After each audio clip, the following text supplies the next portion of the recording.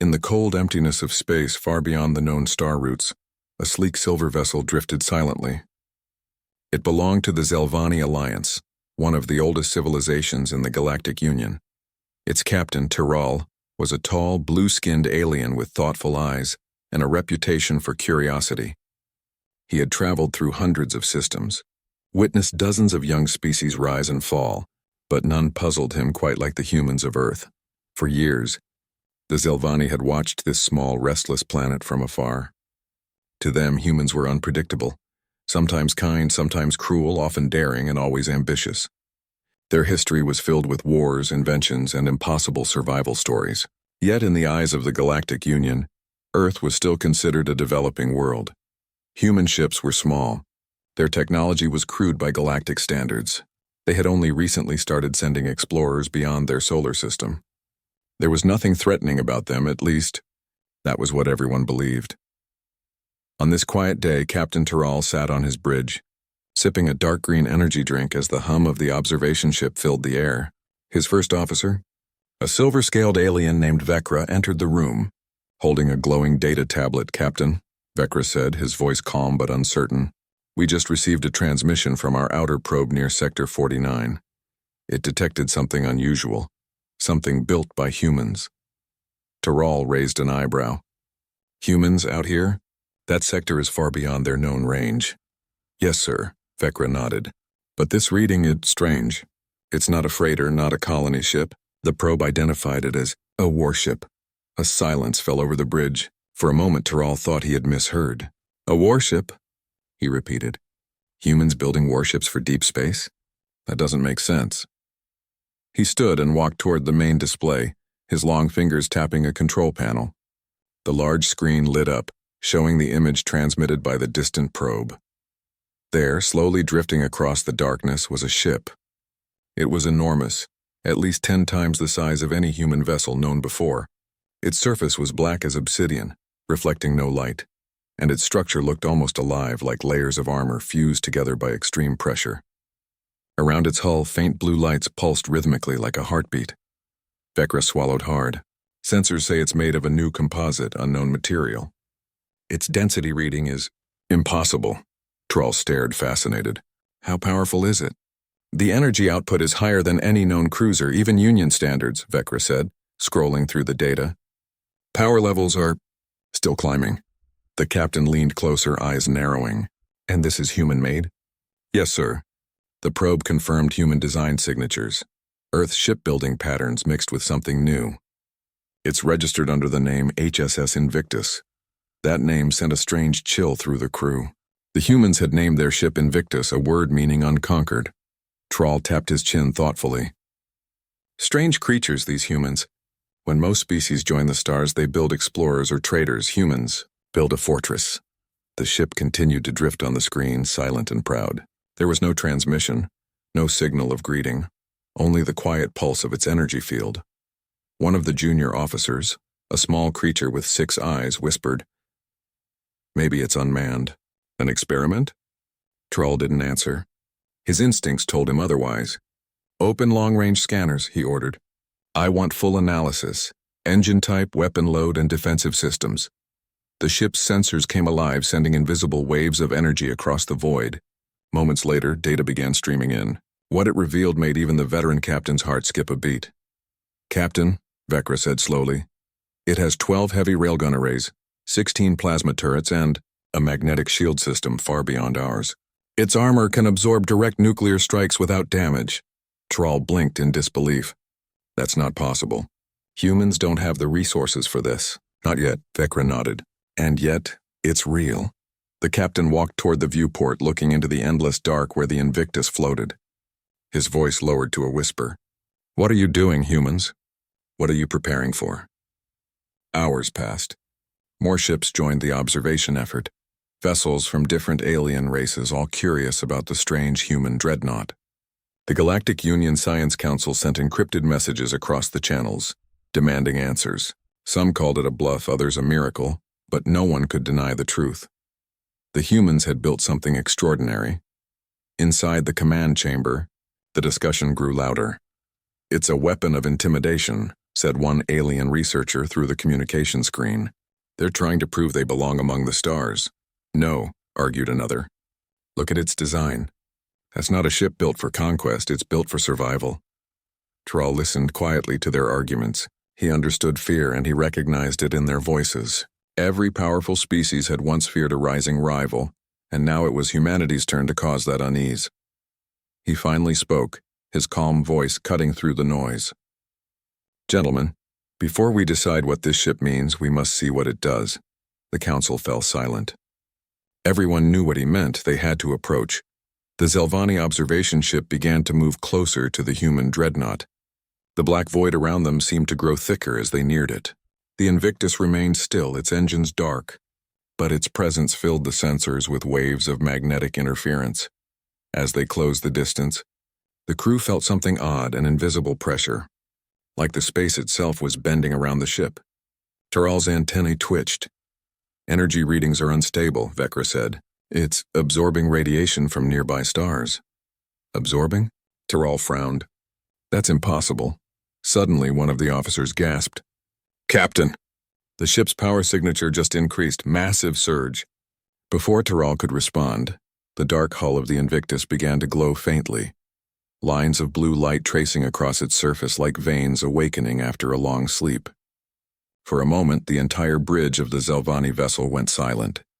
Then the Invictus turned.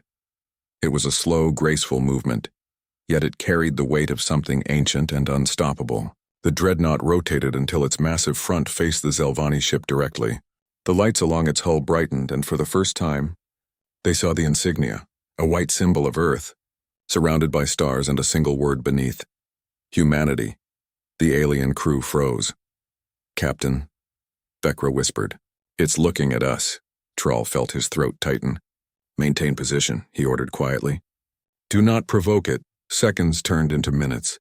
No weapons fired, no messages came. Only the steady hum of the Invictus's power field filled the void. Finally, the massive human vessel drifted sideways, its engines igniting softly. Then, in a flash of silent light, it jumped into faster-than-light travel, vanishing into the darkness as suddenly as it had appeared. The Zelvani crew stared at the empty space it left behind. The sensors slowly returned to normal. The silence felt heavier now. One officer broke it at last. "Captain, what did we just see?" Thrall turned toward him, his expression unreadable. "We saw the future," he said softly, "and it belongs to them." Later that cycle, Thrall sent a coded report to the Galactic Union High Council. His message was brief and clear. Humanity has constructed a vessel far beyond current projections. Its design suggests advanced understanding of energy manipulation, material sciences, and weapon engineering. Recommendation: treat humans with utmost caution and respect. Do not engage. Do not provoke. Observe only. After sending it, Thrall stood alone before the viewing window. He thought about the humans again, those small, fragile creatures from a blue planet at the edge of the galaxy. In only a few centuries, they had learned to cross the stars to defy gravity, and now, to build a ship that made even the oldest races tremble. He whispered to himself, almost in admiration. They were underestimated. Perhaps that was our greatest mistake. In the distant reaches of space unseen by alien eyes, the HSS Invictus continued its journey. Its crew, humans born from Earth's storms and struggles, remained silent watching the stars. They knew they were being watched in return. Admiral Sarah Keene stood at the front of the command bridge, her eyes reflecting the stars ahead.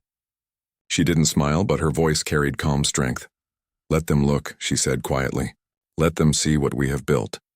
And as the Invictus vanished into the unknown, the legend of humanity's first true battleship began to spread across the stars.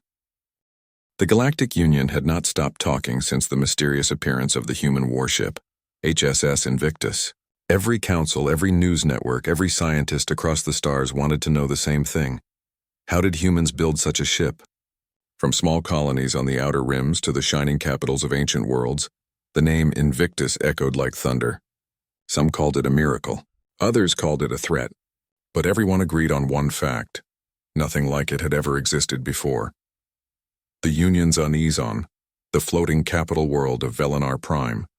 The Galactic Union Council gathered inside their vast hall, A structure made of transparent crystal that floated above the planet's atmosphere.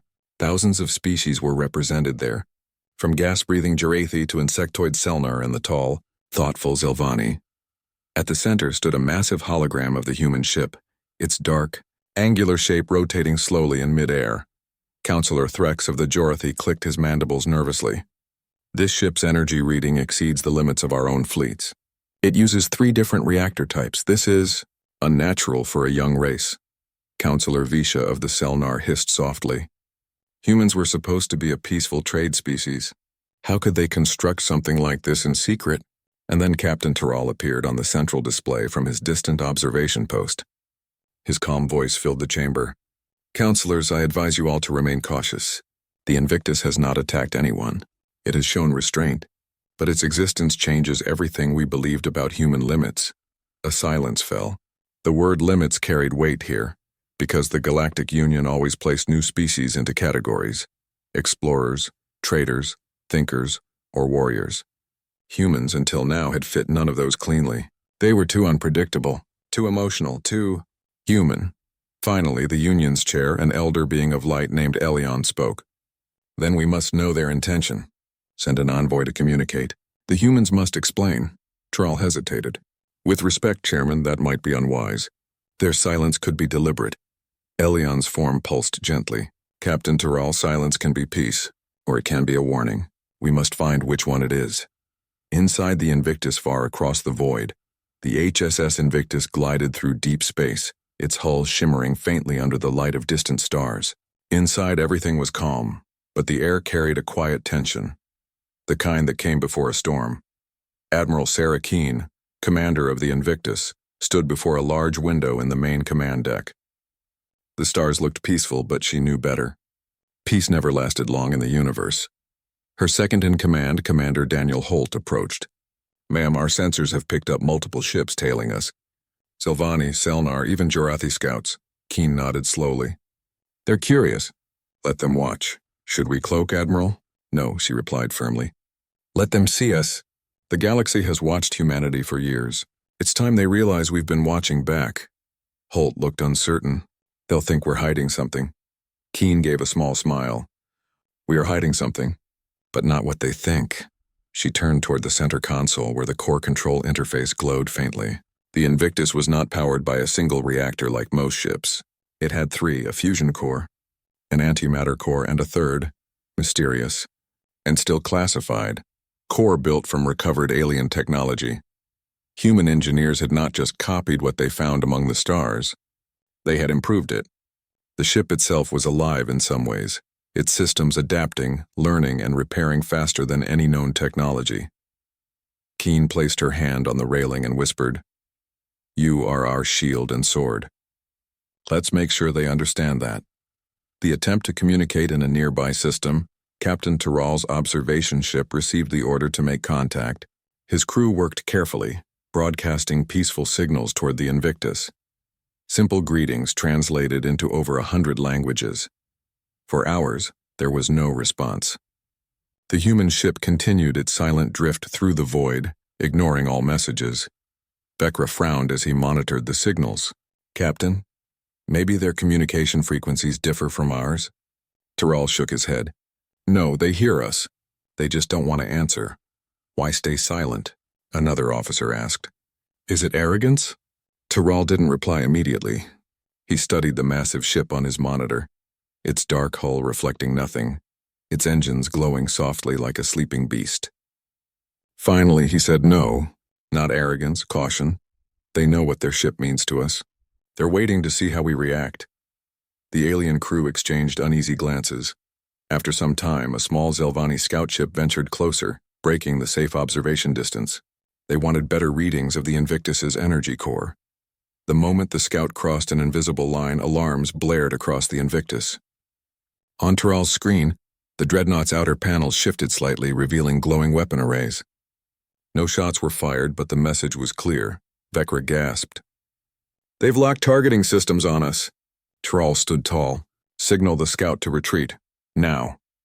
The small ship pulled back instantly, and as it did, the Invictus's weapons retracted again.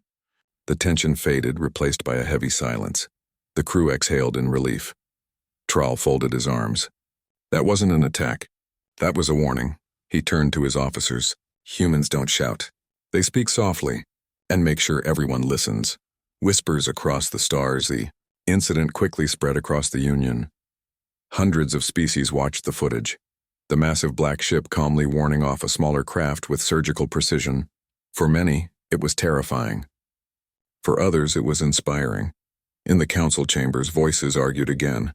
They are unpredictable, cried one alien diplomat. A single human ship could destroy an entire fleet. Another countered. Then perhaps they should lead the fleet. The galaxy needs defenders like them. Meanwhile, Thrall's personal report spread quietly among military circles. His words became the most quoted sentence of the cycle. Humans do not build weapons for war. They build them to survive what others cannot. The message 2 days later. The Invictus suddenly changed course, heading toward neutral territory, a star system with no known planets. No colonies, only silence. Union observers followed at a cautious distance, unsure of what to expect. Then, without warning, the Invictus transmitted a signal.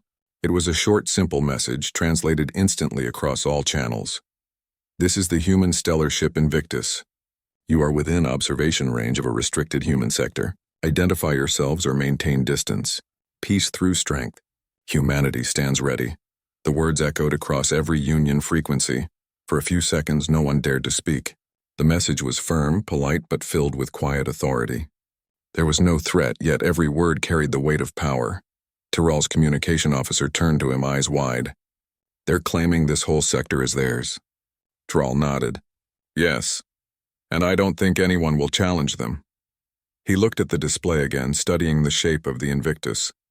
Its hull markings were simple but proud. Humanity's symbol, a globe surrounded by stars, glowed faintly near the front. Vecra whispered, "Do you think they fear us, Captain?" Thrall shook his head slowly. "No, I think they fear something else." On the human bridgeback aboard the Invictus, Admiral Keen reviewed the transmission logs. Her crew worked efficiently, maintaining silent discipline. Commander Holt spoke quietly. "The Union responded, Admiral. They acknowledged our message and promised to maintain distance." Keen nodded. "Good. Let's keep it that way." She turned toward the ship's AI console, where a faint blue light pulsed. "Status report, Invictus." A calm artificial voice replied. "All systems nominal. Energy reserves at 98%. External sensors show multiple ships in pursuit range, maintaining respectful distance. No hostilities detected. Good," Keen said. "Continue on course to Sector 7B. Holt hesitated. "Admiral, may I ask, why keep the reactors half-active? We're not under threat." Keen gave a small, knowing smile. "Because they're still watching, Daniel.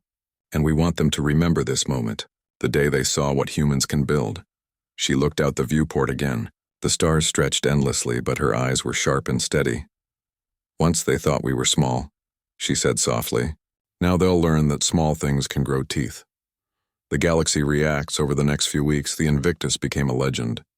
Traders told stories about it. Miners claimed to have seen its shadow passing across asteroids like a silent giant. Even children on distant worlds whispered about the human ship that could make stars afraid. The Galactic Union tried to remain calm, but unease spread fast. No one knew what the humans would do next. Some expected diplomacy, others feared a declaration of war, but humanity remained silent. No demands, no speeches. Only the quiet movement of the Invictus patrolling the stars like a guardian watching from the dark. And in that silence, the galaxy realized something new. Humans didn't need to roar to make themselves heard. Their silence spoke louder than any threat. In the command chamber of his observation vessel, Captain Thrall closed his report and looked out at the stars. The Invictus was now only a small dot in the distance, but its image remained burned into his mind. He whispered to himself, "The humans have stepped beyond fear, and that makes them the most powerful species of all." The legend of the HSS Invictus spread across the stars faster than any fleet could travel. Every world, from the shining capitals to the smallest mining colonies, whispered about the silent human dreadnought that defied logic. Some said it was an AI experiment gone rogue. Others claimed it was the first ship of a secret human empire rising beyond known space. But no one truly knew the truth, and that uncertainty made the galaxy restless. Among the watchers was Captain Tyrrell of the Zelvani Alliance. He had seen the Invictus up close and still felt the echo of its power. Now his ship shadowed the human vessel once again, keeping a safe but careful distance.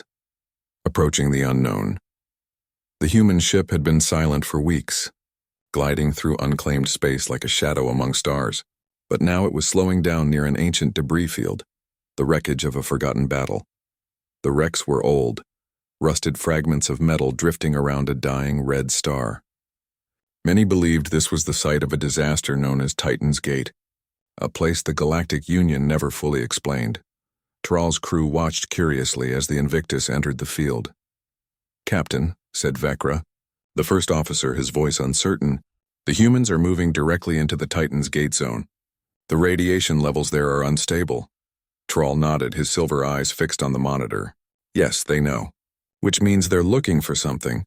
Should we warn them?" another officer asked. Tyrrell shook his head slowly. They would not listen. Humans never turn back once they choose a path. The bridge fell silent as the massive human battleship passed between the broken hulls of ancient ships. Its dark armor gleamed faintly under the dying light of the star. The alien crew could feel the tension rising. It was as if the very space around the Invictus was holding its breath. Inside the Invictus on the command deck of the Invictus, Admiral Sarah Keene stood before the main view window. The debris field stretched endlessly before her, twisted metal, shattered reactors, and the ghosts of old wars. Commander Daniel Holt stepped beside her. "Radiation levels are rising, Admiral. We're entering the heart of the field." Keene's voice was calm. "Good, maintain course," he hesitated. "This is Titan's Gate, isn't it? The place where the Union lost half their fleet." Keene gave a quiet nod. "Yes, and it's time we see what they left behind." The crew moved carefully, scanning the wrecks. Most were alien ships, but some carried markings so old that even the Union had forgotten them. Keene's eyes narrowed as the scanners detected something deeper in the field. A faint energy reading, pulsing softly. "Bring it on screen." The image appeared, a strange metallic ring floating among the debris, broken but still glowing. It was enormous, large enough for an entire battleship to pass through. "The gate," Holt whispered. "It's still active?" Keene folded her arms. "Barely. But it's a clue." She turned toward her officers. "The Union tried to hide what happened here. But humans don't forget. We want to know what destroyed their ships, and why they ran away." An unwanted audience back on the Zelvani observation ship, alarms flared. "Captain," shouted the sensor officer. "Massive energy spike from the gate." The human ship triggered something. Tyrrell leaned forward. The screen flickered, showing the Invictus bathed in a storm of blue light. The debris around it began to shift, drawn toward the massive metallic ring like it was alive. "What are they doing?" Vecra asked in disbelief. Tyrrell's voice was quiet but sharp. "They're waking something up." The gate's glow intensified. Static filled every comm channel. Then, the Invictus sent out a burst of energy, a precise pulse that stabilized the radiation storm. For a moment everything went still, but in that silence something answered. From beyond the broken ring a ripple of darkness spread. Shapes moved inside it, long shadowy forms like living smoke. The sensors went wild. Unknown life signs, no biological match, and no known energy signature. The Invictus did not retreat. Contact inside the human ship. The crew watched the shapes emerging from the gate. Their movements were slow, graceful but carried a strange menace. "Admiral," Holt said carefully, "they're not ships. They're alive." Keene's expression hardened. "So it's true." She turned to her weapons officer. "Armed defensive systems, but do not fire unless attacked." The creatures swam through the void like massive shadows, absorbing light around them. They drifted closer to the Invictus, circling it, almost studying it. The ship's sensors could not penetrate their forms. Then a strange pulse hit the Invictus, a signal, ancient and cold. It wasn't speech, but every human felt it, a whisper inside their minds. "Leave." Keene stood straighter, her voice steady. "They think they can frighten us," Commander Holt swallowed. "Should we respond?" Keene nodded. "Send a reply, broadcast on all frequencies. Keep it simple." The comm officer's voice echoed across the bridge. "This is the human stellar ship Invictus. We do not retreat from warnings. We seek knowledge, not war. The shadows paused. For a few seconds, the space around the ship was utterly silent. Then one of the creatures extended a tendril of energy toward the Invictus, brushing against its shields. The contact sent ripples through the entire ship. Shields holding, the officer reported. Minimal damage. Keen's eyes gleamed. Good, they're testing us. Let's show them our strength. She raised her hand. Activate pulse barrier. A deep hum filled the air. The ship's armor plates shifted, and rings of blue light expanded outward like ripples in water. When the next wave of energy struck, it bounced off harmlessly. The alien shadows recoiled. The human crew watched in awe as the creatures hesitated. For the first time, they looked uncertain. The observation turns, Personal Captain Tyrrell and his crew were speechless. The Zelvani sensors showed everything. The Invictus stood firm while the mysterious entities retreated slowly. They fought those things before, Vecra said quietly. That's why they built this ship. Tyrrell nodded grimly. Yes, Titan's Gate wasn't an accident. The Union fled from this, and the humans came back. A sudden alert interrupted them. A new transmission appeared on their screen. From the Invictus. It was short, just a few words, spoken in calm human tone. Observation ship. Identify yourself. The bridge fell silent. Everyone turned toward Tyrrell. The humans had never contacted anyone before. They had chosen him. Vecra whispered, Captain, do we reply? Tyrrell nodded slowly. Yes, but with respect. He activated the channel. This is Captain Tyrrell of the Zelvani Alliance. We are observers, not enemies. We mean no harm. For a moment, there was only static. Then the human voice returned, calm, steady, and powerful. Observation is acceptable. Interference is not. Humanity remembers what happened at Titan's Gate. The words struck Tyrrell like a shock. His eyes widened. They know? How could they? Vecra whispered. That event was erased from public records. Tyrrell didn't answer. His heart was pounding. The Union had hidden that battle for centuries, the day when their fleets met something they couldn't defeat. But now humans knew the truth. Somehow they had learned what even the Union's oldest archives refused to admit. After the encounter, the mysterious creatures eventually faded back into the gate, leaving behind a calm but heavy silence. The Invictus scanned the area one last time before turning away. Its engines roared to life, and slowly it began to leave the debris field. On Tyrrell's ship, the crew exhaled in relief. No one spoke for a long time. Finally, Vecra broke the silence. Captain, what now? Tyrrell watched the distant image of the Invictus. We return. The Union must know what happened here. But they won't believe us. They'll say it's a human trick, Vecra said bitterly. Maybe, Tyrrell replied, but I've seen truth in their actions. The humans didn't come here for war. They came to understand what we feared to face. He looked out at the stars, his tone soft. Perhaps that's what makes them different. The silent message as the Invictus left the Titan's Gate system, Admiral Keen stood on the bridge, eyes fixed on the fading light of the red star. Her ship had survived the encounter, but it wasn't victory she felt. It was confirmation. Commander Holt approached quietly. Admiral, the aliens were watching. They'll report this to the Union. Keen nodded. Good, let them. The galaxy should know what's out there. She turned toward the viewing window, her voice calm but strong. Humanity won't hide anymore. We built the Invictus not to conquer, but to protect. The ship's engines glowed brighter, and the massive dreadnought disappeared into hyperspace, leaving behind a message floating in space, transmitted across all known frequencies. To those who watch, the stars are not empty. Humanity stands ready. Far behind them, Captain Tyrrell read that message in silence. His crew waited for his command, but he only whispered one thought, a truth he now understood completely. They are not the monsters of legend, nor the fools we believed. They are the storm that refuses to break. Across the stars, the appearance of the HSS Invictus had created waves the Galactic Union could not ignore. Reports of the human dreadnought spread to every fleet, every council chamber, and every research station. Entire species debated its meaning, some with fear, others with admiration. Captain Tyrrell of the Zelvani Alliance had returned to Velinar Prime to present his findings. His report was unprecedented. Humans had built a ship far beyond their known capabilities, surviving where no one thought possible. The Council in panic, the Galactic Union's council chamber was alive with whispers, gestures, and heated debate. Species from every corner of the galaxy gathered to discuss the threat, or potential of humanity. Counselor Threx, mandibles clicking, spoke first. The Invictus is too powerful. It uses 3 separate energy cores, advanced shielding and weaponry that surpasses even our largest warships. We do not understand how they built it, Counselor Visha hissed, her multiple eyes narrowed.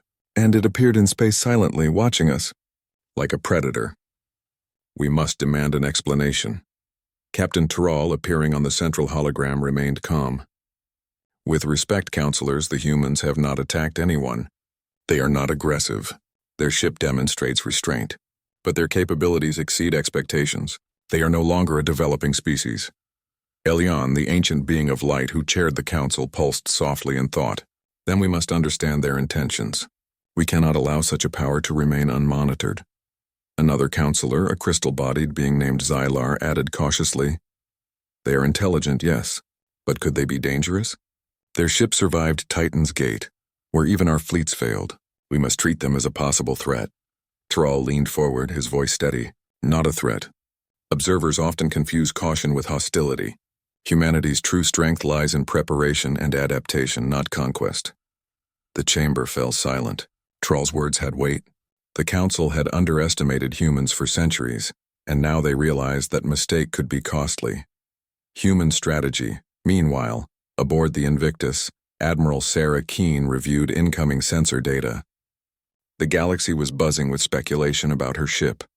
Alien fleets had been watching, scanning, and analyzing every movement. Commander Daniel Holt approached. "Admiral, the Union fleets are increasing patrols in nearby sectors. Some of their warships are moving to intercept us." Keene's expression remained calm. "Let them watch. Observation benefits us more than them." "Are we provoking them?" Holt asked quietly. Keene shook her head. "We aren't provoking anyone. We are showing the truth that humans are capable. The galaxy must realize that survival requires strength, intelligence, and caution." The Invictus glided silently, its triple reactors humming gently. Each energy core provided redundancy, speed, and unmatched power. The fusion core handled standard propulsion and weapons. The antimatter core supplied tremendous firepower, enough to challenge fleets 10 times its size. The third, mysterious core, a reverse-engineered alien design, amplified energy efficiency, allowing the ship to survive encounters that would destroy other warships. Holt studied the ship's schematics displayed before him. "They'll want to know where we got that design. They'll think we stole it." Keene smiled faintly. "No, Daniel. We improved it. We learned from the mistakes of others and adapted. That is the essence of humanity." She looked out into the void. The galaxy underestimates humans, and that is their advantage. The Union's fear across Union space fleets convened near neutral sectors debating humanity's intentions. Scientists worked feverishly to analyze Invictus's energy signatures.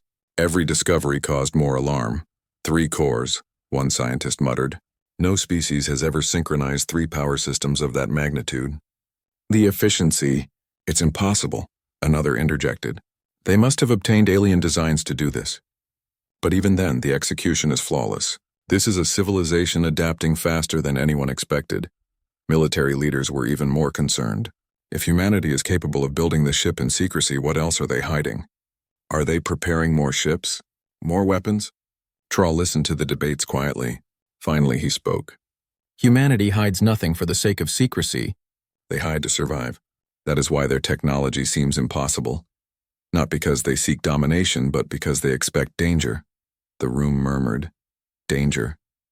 Every species understood that word. It meant something unknown, something beyond comprehension.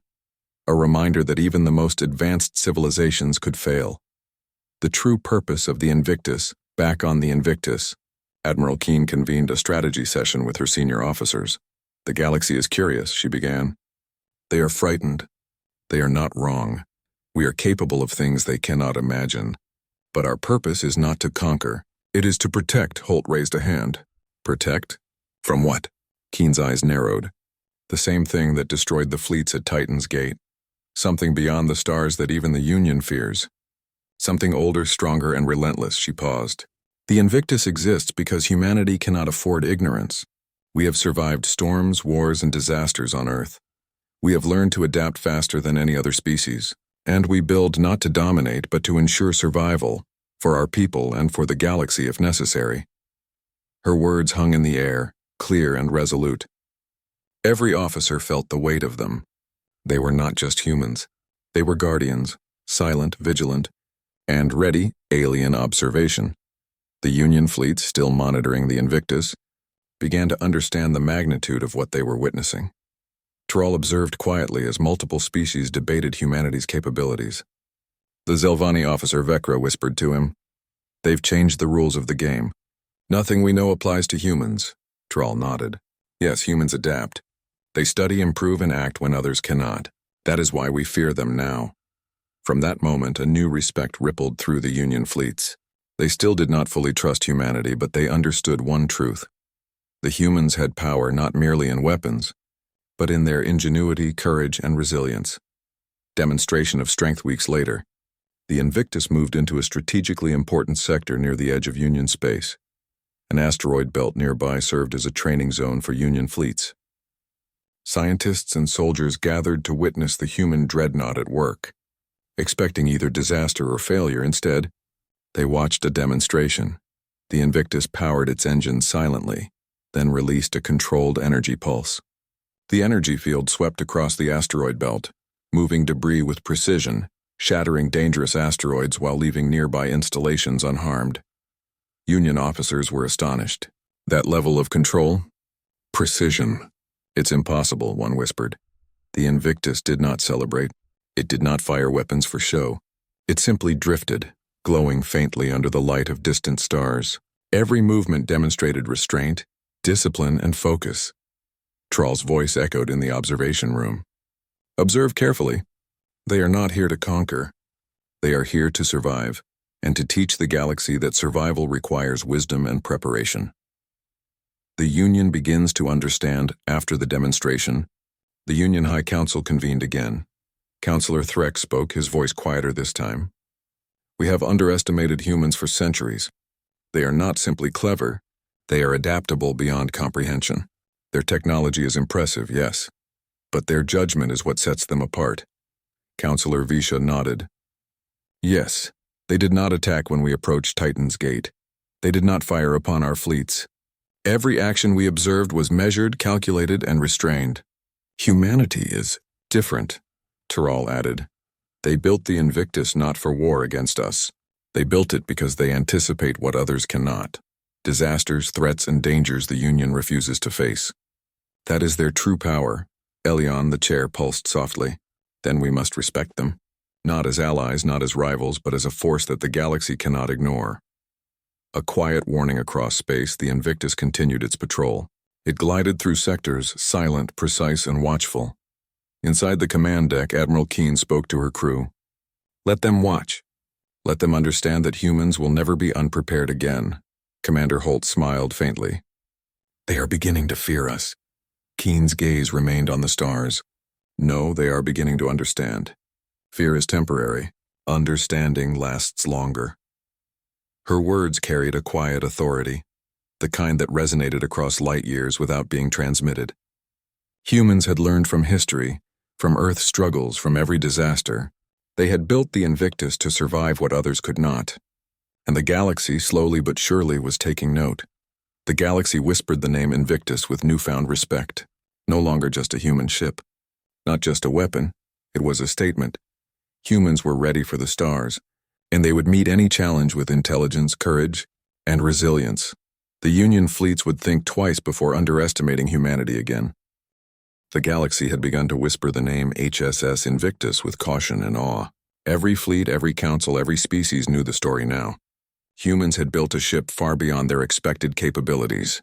They had survived the dangers of Titan's Gate. They had demonstrated precision, restraint, and intelligence. But the galaxy was about to see what humans were truly capable of. The arrival of the unknown far beyond known space, in a sector marked only by strange radiation and empty stars. Something stirred. A massive shape appeared from the darkness, enormous, alien, and alive. It was not a ship. It was not a creature that the Union had catalogued. It moved with purpose, consuming energy and matter as it traveled. Entire planets' worth of debris seemed insignificant as it devoured everything in its path. Reports from the Union fleets came rapidly. Communications cut, shields collapsed, ships disappeared. Entire squadrons vanished without a trace. Panic spread quickly, even among the oldest civilizations. Captain Tyrrell watched from his observation post, heart racing. This is what the humans feared, he said quietly. The Invictus exists because the galaxy forgot that some dangers cannot be ignored. The Union fleets strike and fail. The Union fleets moved to engage the massive entity. Their energy beams struck its surface, missiles tore through space, and shields glowed with immense power. Yet every attack failed. The creature absorbed energy, expanded, and retaliated. Ships were torn apart. The galaxy's finest technology faltered. Even the oldest warships, legendary in their capabilities, were shattered like glass. On Velinar Prime, counselors watched the unfolding destruction in horror. They cannot stop it, one whispered. It will consume everything. Tyrrell's eyes remained on the observation monitors. Yes, and now we will see the humans. The Invictus moves from deep space. The HSS Invictus appeared. Unlike the Union fleets, it did not fire its weapons recklessly. It did not panic. Admiral Sarah Keene stood calmly on the bridge. Her crew worked in perfect synchronization, every movement precise. This is why we were built, she said softly. Not for conquest. Not for display. To protect. Commander Holt glanced at her. Admiral, it's enormous. Its energy levels are off the charts. Keene nodded. Yes, but we are prepared. The Invictus accelerated faster than any known vessel. Its shields glowed with all three cores working in harmony. Fusion, antimatter, and the mysterious alien-derived core. The ship did not attack recklessly. It absorbed, redirected, and adapted to the entity's energy. The first strike. The alien entity moved closer, reaching out like a massive shadow to consume the Invictus. Sensors registered an enormous surge of energy, enough to destroy fleets in seconds. Keene spoke calmly. Initiate pulse barrier. Blue energy rings expanded outward, forming a protective shell around the ship. The entity struck, and the shock wave tore through the void, yet the Invictus held. Its armor flexed, its shields expanded, and the energy cores redistributed power instantaneously. The alien entity recoiled, surprised by the human ship's resilience. Every other species in the galaxy watched, stunned. The Invictus was not a simple battleship. It was a fortress, alive in its movements and unmatched in defense. Turning the tide, Keene ordered the energy redistribution.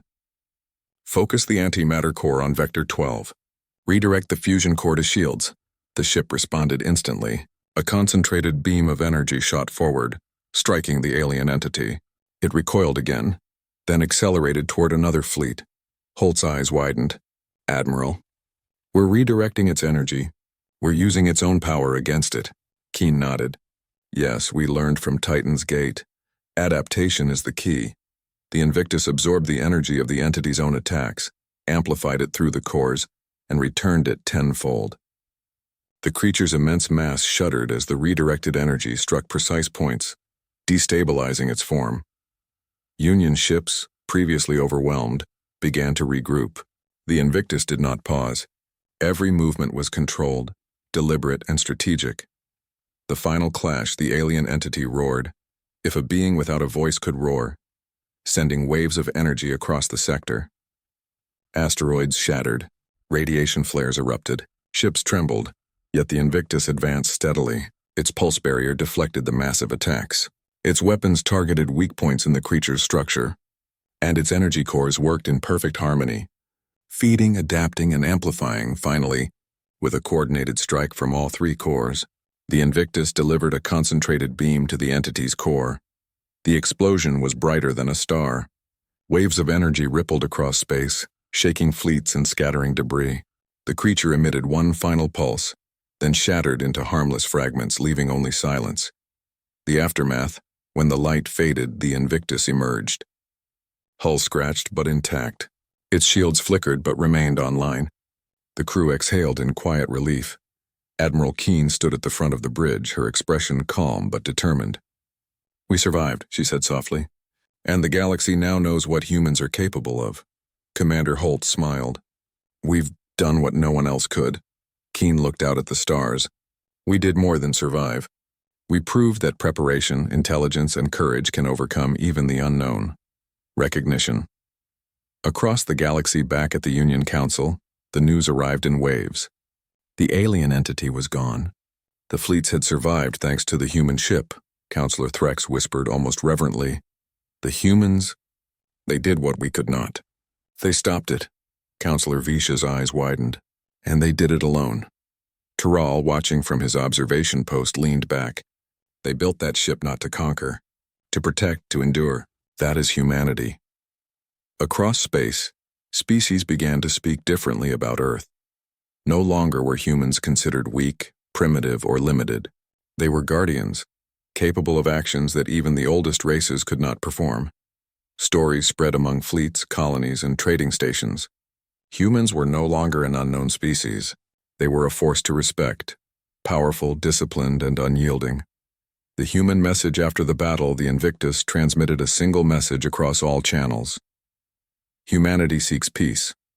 But make no mistake, Binding, we will never be unprepared again. It was not a threat. It was a declaration. It was truth. The galaxy now understood that humans acted not from fear or conquest, but from foresight and courage. Captain Tyrrell's respect. Captain Tyrrell watched the message. He felt awe, admiration, and a small spark of fear. They are not reckless, he said to Vecra. They are precise, calculated, and they adapt faster than any species I've ever observed. Humanity is unstoppable in its determination. Vecra nodded. We underestimated them for centuries, Tyrrell sighed. Yes, but we have learned the truth now. For the first time in his long career, Tyrrell felt humbled by a younger species, not because they wielded power carelessly, but because they used intelligence, preparation, and discipline to achieve what no one else could. The legend begins as the Invictus continued its patrol, silently gliding through the stars. Alien species watched from a distance, learning an important lesson. The galaxy had been reminded. Humanity may appear small, fragile, or unprepared, but when humans face the unknown, they rise beyond imagination. Every fleet, every council, every observer would remember the day the Invictus defeated the impossible. And whenever alien children gazed at the night sky, their teachers would whisper a story of courage, preparation, and endurance. That is the light of the Invictus. Remember it well. Humanity will never be underestimated again. And so, the legend of humanity, the small blue planet that rose to protect the stars, was born.